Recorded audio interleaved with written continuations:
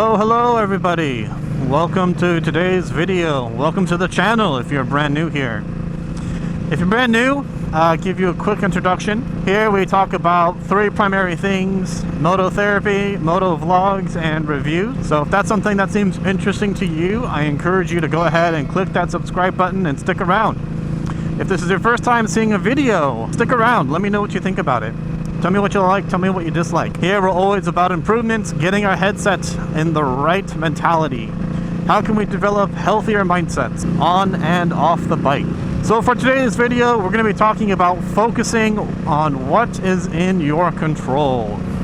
What I'd like you to do is first think about a circle. Doesn't matter how big, doesn't matter how small, just draw a circle. It could be in your mind, on a piece of paper, what have you. Label this circle things that I can control. And so these are things that you can directly influence. Some examples of this being the type of food you eat, the quality of work that you put into something, the amount of effort that you put into something, how much time you spend on something. These are all things that you can control. These are behaviors and actions that you can implement, that you can influence. Now, draw a bigger circle that surrounds that original circle. This circle is all about things that you care about but cannot control. These are going to be things like other people's actions. For example, this other driver in front of me who's going pretty slow. I cannot control how he is driving. All I can control is how I react to it and my speed. So I can get angry at him, I can, do something illegal, go around him into a blind turn. There's a number of things. I can stick behind him. There's a number of things that I can do. I'm going to choose to abide by the law and not pass him, even though I could very easily. Now, oftentimes we can spend a lot of time and energy focusing on that larger circle, focusing on things that we cannot control but care about. Now, what happens if we try to spend all of our time and energy, blood, sweat, and tears, trying to influence something that we cannot control? So say, for example, somebody else's behavior, somebody else's actions. Sometimes we can get marginal success with that, but oftentimes it's going to be low impact, low return. Where we get the most amount of return and impact on our behavior and actions is on that inner circle, where we have direct influence, where we have direct control. So we're going to talk about some examples of what to do when there are things that are in your control and situations that are out of your control. So there are some other things that you can focus on, right? So when you're thinking about, okay, I'm in this situation, I got to try and figure out what can I do to try and influence it? What can I do to try and change the situation that I'm in? I would encourage you to focus on what are your fundamental truths. What's up, dude? Focus on the things that, no matter what situation you're in, are going to resonate with you. So an example for me is learning. That's one of my kind of key tenets and the key pillars in my life, is always trying to learn something new, always challenge myself, always trying to learn something from any given situation. If it's something new and you're worried about failure, that's okay. Focus on what can you learn. Focus on making incremental steps. What's up, dude? So learning is a key tenet of mine. That's something I always try to focus on. So focus on what are your fundamental truths, right? Focus on what's up, guys? What are the things that you can do that are in your control that align with your truths?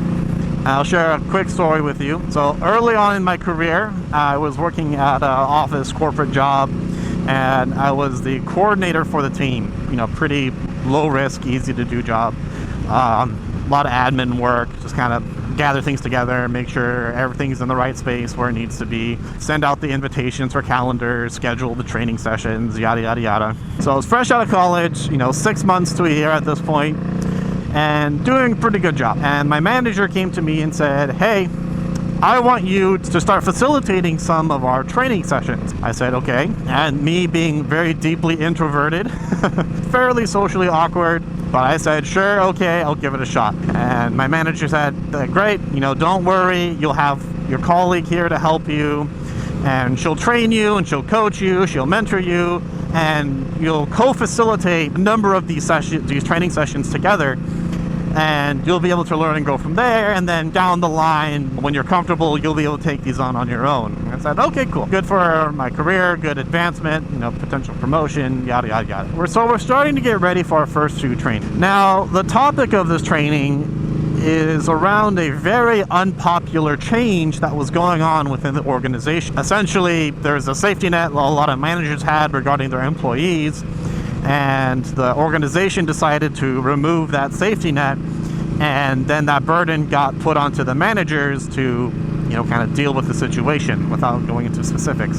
So it would be a very unpopular, but there were some benefits to it and some behavior changes that managers needed to take responsibility for. Knowing it was going to be an unpopular change, but I was like, okay, at least I'll have my colleague there with me. She's very experienced, she's fairly respected within the organization. These managers with 15 to 30 years of experience kind of doing the same thing for that period of time, day in and day out.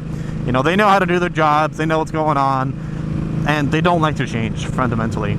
But having my colleague there with me, would lend some credibility, earn some respect, so they'd more likely listen. A few days before my first training session, my colleague came up to me and said, "Hey, I've got some bad news." I went, "Uh-oh." She came to me and said, "I have breast cancer."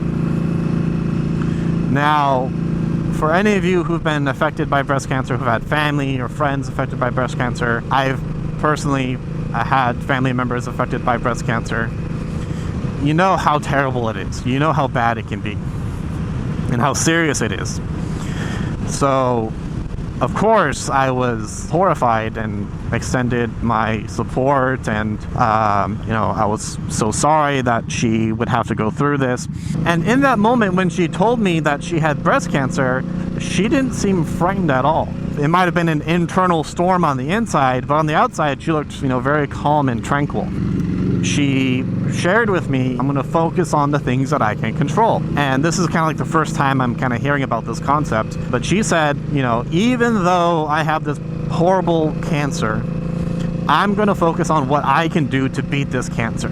I'm going to make a decision to do chemotherapy. I'm going to make a decision to go to therapy sessions, to go to group support sessions, try and focus on having a very positive mindset to beat this cancer. Those are all things that are in my control, and I'm going to choose to do that. And I said, that is incredibly brave of you. That is, very inspiring to hear that, you're going to try and fight this and maintain that positive mindset. And she said, now, what this means is I'm going to be leaving the organization. I'm going to be, taking a leave of absence, which means that you're going to have to do these training sessions on your own. And, I was, of course, more focused on her. I didn't even think about myself in the moment. But when she mentioned that, my heart kind of sunk and went, oh, crap. I went, uh-oh. My support structure, the person who's supposed to train me and coach me and mentor me, that's now gone. Now what's going to happen is, these managers with 15 to 30 years of experience are going to come into this training session. Here's some schmuck of a kid who's, 6 months to a year out of college, who's going to tell them how they can do their jobs better. And oh, by the way, here's this really unpopular change that you don't have an option to. I've been set up to fail. This isn't going to work. They're not going to listen to me. It's going to be a waste of time. I'm just going to burn, right? This isn't going to do anything. And this is going to look bad. This is going to look bad on the team. This is going to look bad on my manager. All the participants are going to think this is a huge waste of time. So it's just going to be a horrible experience for everybody. I gave myself a day to freak out, but then I was thinking about my colleague and how she decided to focus on what is in her control. And I kind of took a step back and asked, okay, what is in my control in this situation? That's when I kind of wrote down a list, and the things that are in my control were, okay, the amount of effort I can put into practice to get ready before the session, the amount of learning I do, the fact that I'm still going to show up and do my best in these sessions. I'm going to try and maintain a positive attitude. I'm not going to try and focus on the fear. I may fail, and that's a reality. That can absolutely happen, but I'm not going to make that my focus. I'm going to focus on what can I do to make this as good of a session as possible, despite the fact that I'm inexperienced, I'm new, I'm nervous, I'm anxious. What are the things I can do to help give myself the best chance of success, to learn and grow, so that in the second, third, fourth, fifth session, so on and so forth, I can get better and better and better, and further increase my chances of the participants listening and learning, and everybody collectively having a good session. So that's what I did. And yep, first couple of sessions were a bit rocky, but overall they went well. You know, we had a good dialogue, a good discussion, people listened, people were fairly engaged. There were some critical mistakes I made, but you know, I learned from those mistakes and I didn't make those mistakes in the future. So I maintained that focus on what is in my control, and that helped me get through that anxious situation. So that's why I would encourage you to focus on what is in your control. Focus on your fundamental values. Focus on the things that matter most to you, and you're not going to be distracted by all of the things in that outer circle, all of the things that you care about but cannot control, because that's when you get the biggest amount of wasted effort and energy and frustration. So one of the leaders I subscribe to, and I don't know if he came up with this quote or if he took it from somebody else, but you know, he says all the time, actions are deterministic and outcomes are probabilistic. So what does that mean? It means you control the quality of the actions that you put into something. So if you're preparing for a job interview, you control how much you prepare, how much you practice answering questions, how much time you spend anticipating the types of questions you're going to get asked, how you dress, how early you leave, to make sure you show up on time, if not early. These are all things that you can control. So the outcomes of that job interview are not up to you. You cannot control whether or not they extend you an offer. Those are all things that are outside of your control, right? So don't focus on that. Focus on the things that you can control to give yourself the best chance of success to get that job offer. So all the things that we talked about before, leaving early, practicing, rehearsing, anticipating, dressing up appropriately, so on and so forth. So you need to come up with measurements of success that align with behaviors and actions that you can implement that also align with your universal truths, right? That align with your guiding lights. So in the example of a job interview, you know, there's been numerous times where I'll go in for a job interview and never hear back from them ever again. You know, I'll reach out again saying, hey, thank you for your time, yada, yada, yada. Never hear back from them. So obviously the outcome of that job interview is a failure, but I don't look at it as that was a huge waste of time, I failed, I suck, you know, that I choose not to look at it that way. The way I choose to look at it is, okay, here's what I learned.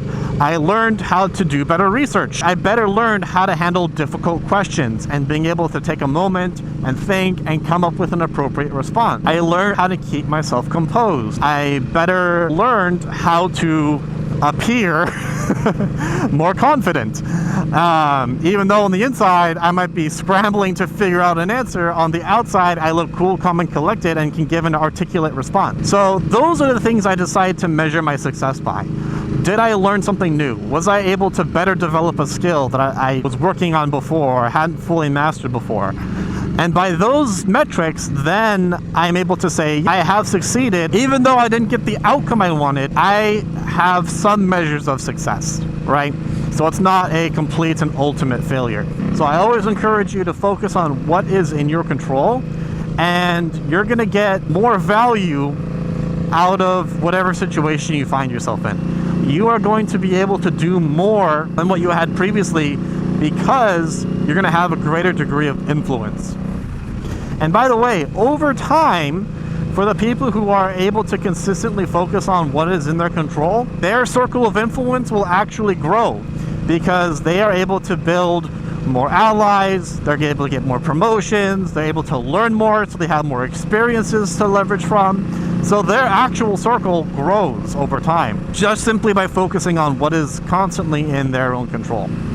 What I would love for you guys to do is to share your stories. Share your stories on what was a time where you were able to focus on what is in your control.